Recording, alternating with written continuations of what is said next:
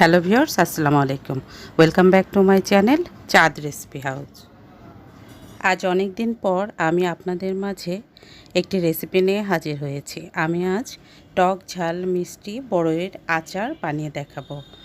এর জন্য আমি একটি বড় কড়াইয়ের মধ্যে দিয়ে দিলাম 1 কাপ পরিমাণ সরিষার তেল। তারপর দিয়ে দিলাম 1 টেবিল চামচ পরিমাণ পাঁচফোড়ন। আমি এখানে আস্ত পাঁচফোড়ন দিয়েছি। আর দিয়ে দিলাম 7-8টি শুকনো মরিচ, দিয়ে দিলাম 2-3টি তেজপাতা। তারপর একটু নেড়ে চেড়ে এর মধ্যে দিয়ে দিব 2 টেবিল চামচ পরিমাণ আদা রসুন বাটা। আদা রসুন বাটাটা দিয়ে খুব সুন্দরভাবে নেড়ে চেড়ে নিচ্ছি। আদা রসুনটা যখন একটু ভাজা হয়ে যাবে তখন আমি এর মধ্যে দিয়ে দিব 1 টেবিল চামচ পরিমাণ হলুদের গুঁড়ো, 1 টেবিল চামচ পরিমাণ লাল মরিচের গুঁড়ো, 1 টেবিল চামচ পরিমাণ ধনিয়ার গুঁড়ো দিয়ে একটু নেড়ে চেড়ে নিচ্ছি। 2-3 মিনিট নেড়ে চেড়ে নেওয়ার পর এর মধ্যে দিয়ে দিব আগে থেকে পরিষ্কার করে নেওয়া 2 কেজি পরিমাণ বড়ইটা দিয়ে আমি খুব সুন্দরভাবে নেড়ে চেড়ে নিচ্ছি। বেশ কিছুক্ষণ নেড়ে চেড়ে নিতে হবে। আমি যে বড়িগুলো নিয়েছি বড়িগুলি একদমই টক না, তাই আমি এখানে 1.5 কাপ পরিমাণ তেঁতুলের কাঠ দিয়েছি। এতে করে টকের পরিমাণটা একটু বাড়বে এবং আচারটা খেতে খুবই ভালো লাগবে। তেঁতুলের মাড়টা দিয়ে খুব সুন্দরভাবে নেড়ে চেড়ে নিতে হবে। আমি এখানে পরিমাণ মতো লবণও দিয়ে দিয়েছি, দেখতে পেরেছেন হয়তো আপনারা। চাইলে আপনারা পরবর্তীতে কম বেশি হলে দিয়ে দিতে পারেন। এখন দিয়ে দিচ্ছি ভিনেগারটা খুব বেশি দেওয়া লাগবে না, 1/2 কাপ পরিমাণ দিলেই হবে। এখন দিয়ে দিলাম 1/2 কাপ পরিমাণ চিনিটা দিয়ে খুব সুন্দরভাবে নেড়ে চেড়ে নিচ্ছি। আর চিনির পরিমাণটা খুব বেশি দেওয়া লাগবে না।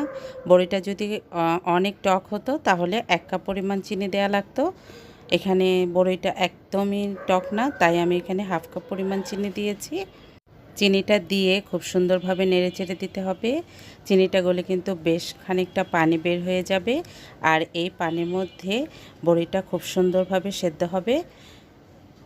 সুন্দরভাবে সেদ্ধ হওয়ার পর যখন চিনির পানিটা আবার শুকিয়ে যাবে আর বড়িটাও একদম গলে যাবে, কিছু কিছু বড়ি একদম ফেটে যাবে, দেখতেই পাচ্ছেন।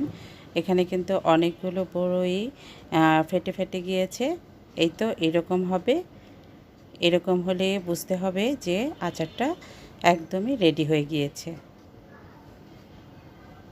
এই তো একটু আঠালো ভাব হয়েছে। বড়ির আচার কিন্তু দেখতে এমনই হয়। এখন আমি এর মধ্যে দিয়ে দিব পাঁচফোড়ন গুঁড়ো। আমি এখানে পাঁচফোড়নের সাথে কিছু শুকনো মরিচ দিয়ে এভাবে গুঁড়ো করে নিয়েছি। আমি ব্লেন্ডারে গুঁড়ো করে নিয়েছি, আপনারা চাইলে পাটায়ও বেটে নিতে পারেন।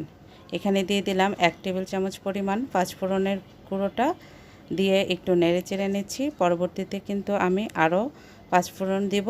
এই তো আবারও নামানোর আগে একটু দিয়ে দিলাম। আমার আচারটা একদমই হয়ে গিয়েছে, দেখতেই পাচ্ছেন পানিটা শুকিয়ে গিয়েছে এবং একটু আঠালো ভাব হয়েছে। একটু নেড়ে চেড়ে তারপর চুলাটা বন্ধ করে দিতে হবে। এই আচারটা চুলা থেকে নামানোর পর 5-6 ঘন্টা লাগবে সম্পূর্ণ ঠান্ডা হতে। তারপর আপনারা এটা যে কোনো কাচের পাত্রে এটা সংরক্ষণ করে রাখতে পারেন। অবশ্যই পাত্রটা ভালোভাবে মুছে নিতে হবে।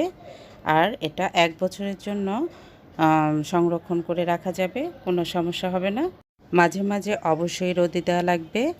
আর যদি আপনারা রোদে দিতে না পারেন তাহলে নর্মাল ফ্রিজে রেখে দিতে পারেন। এতে করে আপনারা অনেক দিন আচারটা খেতে পারবেন। এই তো আমার আচারটা সম্পূর্ণ ঠান্ডা হয়ে গিয়েছে। আশা করব আমার আজকের রেসিপিটি আপনাদের ভালো লেগেছে। যদি ভালো লেগে থাকে আমার চ্যানেলটি সাবস্ক্রাইব করার অনুরোধ রইল প্লিজ। আল্লাহ হাফেজ।